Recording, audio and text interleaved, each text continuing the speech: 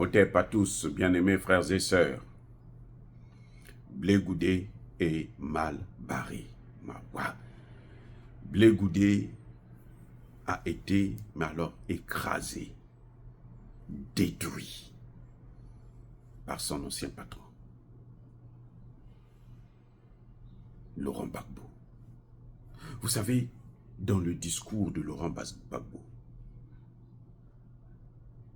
à Agboville, où il a rassemblé des milliers de personnes, et les gens criaient « Gbagbo au pouvoir, Gbagbo président. Nous allons t'installer à la présidence. » Quand le président Gbagbo a parlé, il a cité le nom de tout le monde, y compris celui de Guillaume Soro. Il n'a pas cité le nom de Blé Goudé Mawa. Il appelle Blé Goudé, il y en a un. Il y a un là. C'est un là. Mis pour Blé Goudé. Charles Blé Goudé. Quand on en arrive à ce niveau, c'est grave. C'est grave. Donc, en quelque sorte, le président Gbagbo a définitivement mis une croix sur la relation de père à fils entre lui et Blé Goudé. Que se passe-t-il exactement? C'est là où je veux en venir. Qu'est-ce qui se passe? Quel est le problème qui peut faire qu'un homme puisse être de façon catégorique, qu'il soit irréversible, qu'il ne pardonne pas son fils, en tout cas celui qu'il a considéré comme étant son fils, celui qui se vante, moi j'ai préparé pour lui. Et le président répond, mais l'argent qui a permis à ce que tu puisses préparer pour moi, ce n'est pas ton argent, ça venait de ma femme. Et quand ma femme te donne l'argent là, elle ne te donne pas l'argent seulement pour acheter à manger, elle te donne l'argent aussi pour toi-même, pour vivre. Et la nourriture que tu prépares là, mais c'est pour que toi aussi tu puisses manger. Et cette même femme, comment tu l'as traitée? Voilà le problème. Comment tu as traité ma femme qui s'est occupée de toi quand tu étais en prison? Qui est venu me voir en prison? Qui était avec moi en prison? Qui m'assistait, me soutenait en prison? Ce n'est pas ma première femme que tout le monde connaît, celle qui était avec moi à la présidence. C'est celle-là qui m'a soutenu en prison. Et comment toi tu l'as traitée?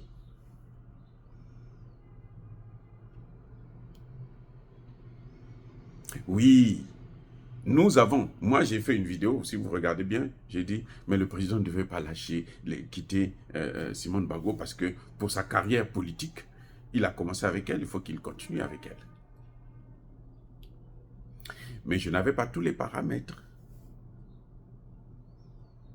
Et puis, j'ai donné mon point de vue. Si j'étais à sa place, je pense que j'aurais.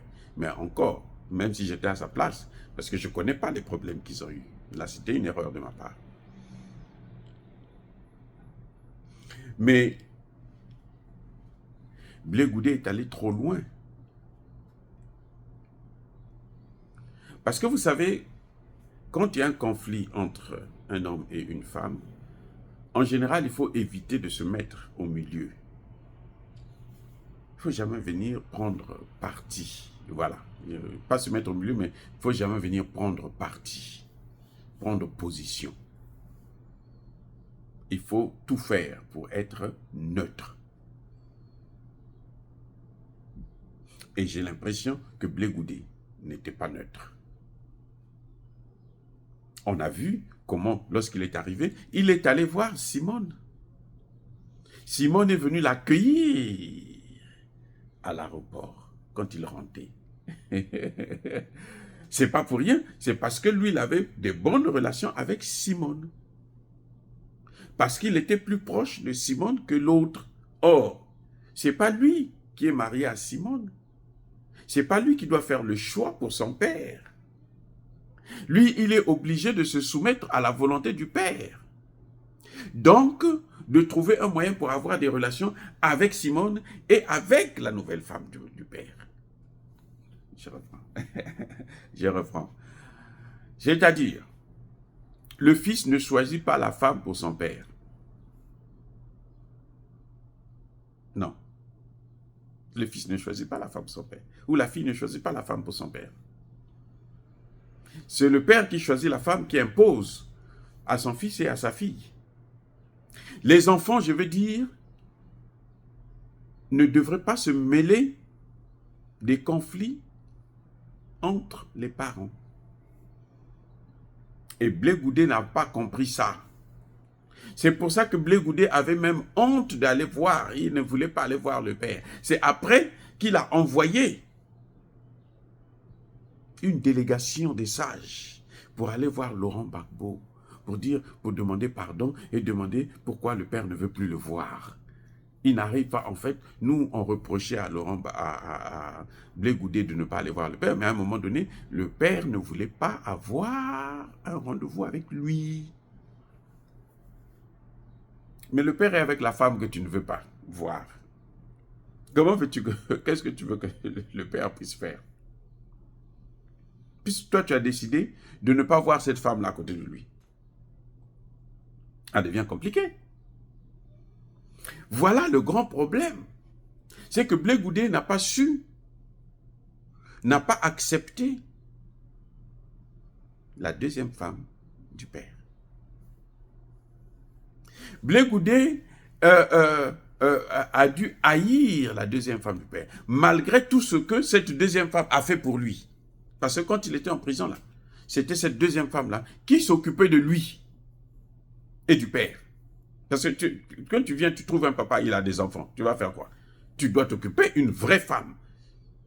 Elle arrive, elle trouve un monsieur, elle aime ce monsieur a déjà des enfants, elle doit aimer ses enfants. Quelle que soit la façon dont ses enfants, si avec la première fois il était marié, il n'était pas marié, non, il doit aimer, ou plutôt elle doit aimer ses enfants. Elle doit les prendre comme ses propres enfants. Et les enfants doivent la prendre aussi comme étant leur mère ou plutôt leur belle-mère. Mais chez nous, on l'appelle toujours maman. Même si elle est plus jeune que toi, tu dois l'appeler maman. Chez nous en Afrique, là, la deuxième femme de ton père, là, même si elle est plus jeune que toi, tu dois l'appeler maman. Puisque c'est la femme de ton père. C'est ça en Afrique.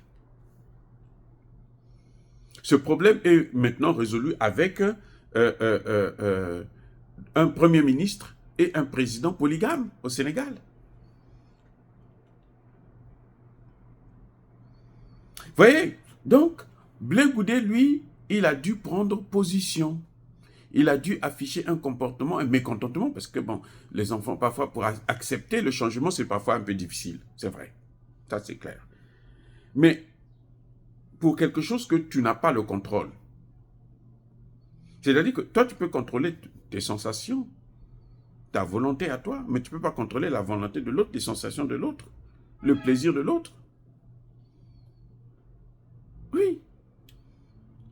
Blé Goudé s'est penché vers une seule femme du père. Il dit, moi, la femme de mon père, c'est celle-là. L'autre là, moi, je ne la connais pas. Elle est la femme de mon père. Bon, ben, écoutez, ça ne me regarde pas. Moi, c'est celle-là. Et c'est ça qu'il est en train de payer maintenant. C'est ça qu'il est en train de payer. Parce que ce n'est pas par hasard que le président va sortir ces faits-là, comme quoi, ben, lui, il préparait à manger pour son père. C'est très bien. Tout le monde apprécie ça. Il lavait les habits de son père.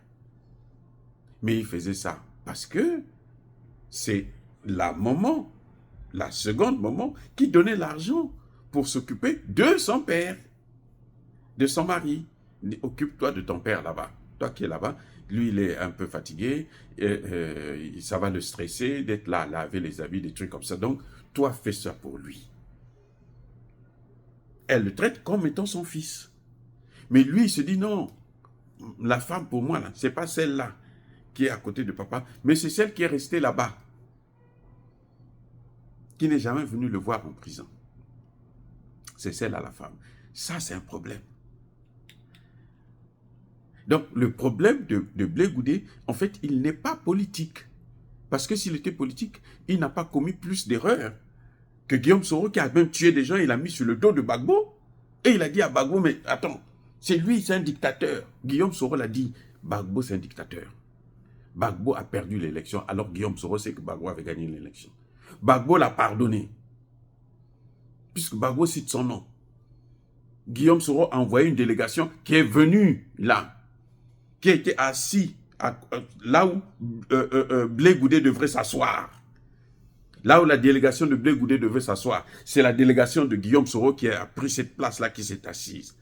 Bon, c'est vrai que Blé Goudé lui-même a essayé de voir comment il peut prendre la place de Soro, chez Alassane Ouattara, mais Guillaume Soro est en train de repartir aussi vers Alassane Ouattara. Donc, qui devient le dindon de la farce? L'idiot du village, c'est qui? Mais c'est Blé Goudé. Parce qu'il a perdu chez Gbagbo, et là, il est en train de perdre aussi chez Ouattara. Ouattara ne peut pas lui faire confiance, surtout que Ouattara voit que, oh, mais son propre père qu'il a formé, qu'il a élevé, il est en train de il ne veut plus de lui. Moi, je veux te prendre, mais tu vas me détruire comme tu... Si tu as détruit ton propre père, moi, que tu feras de moi de quoi? Moi, je t'ai amené en prison. Qu'est-ce que tu vas faire de moi? Donc, Alassane Blé Goudé se retrouve dans une situation politique que je n'aimerais pas être à sa place. Les gars, évitez ce genre de comportement. Et ça, c'est la mégalomanie. Parce qu'on veut tout avoir et on veut avoir ça vite fait. On n'attend pas son temps à toi, mais à soi. Il a créé un parti, je suis créé un parti, je suis ceci, ok, maintenant vas-y, on va voir. On va voir comment tu vas s'en sortir. Si l'autre prend là, Gbagbo prend là, 2025 jusqu'à 2030, il y aura quelqu'un d'autre autour de Gbagbo là qui va prendre le relais après. Parce que les Français ne seront plus là pour commander, pour diriger, pour dire qui va gouverner. C'est ça le problème. C'est d'ailleurs pour ce qui fait peur aux Français. C'est le fait que, mais à cette allure-là, ils vont perdre la Côte d'Ivoire aussi. Ils ont encore quelques beaux jours au Sénégal, selon moi. Mais pour combien de temps? Ça ne va pas durer. Hein? Ça ne fera pas 10 ans, pas 20 ans. Parce que si Diomaye échoue là, mais il va tomber avec son mentor. S'il échoue, il va tomber avec Sonko. Oui, ils sont obligés de réussir. Ils sont obligés de réussir. Ils n'auront pas un second mandat comme Macky Sall. Non, ce n'est pas possible. Oh, dire cela, c'est inciter à la haine ou à la violence. Non, il y a ma colère, il y a ma neme. Voilà, j'aimerais quand même vous expliquer comment Blé Goudé s'est retrouvé dans de sales draps et il ne sait plus où mettre la tête. Soyez bénis, abondamment bénis par le Dieu de Kémit et par nos ancêtres angélisés. Mais que tous ceux qui persécutent le continent africain le pillent et le déstabilisent, qu'ils soient noirs, blancs, chinois, arabes, juifs, indiens, qui qu'ils soient punis, maudits, foudroyés, neutralisés, effacés, écrasés par le Dieu de Kémit et par nos ancêtres angélisés. Vive l'Afrique éternelle. J'ai dit et j'assume.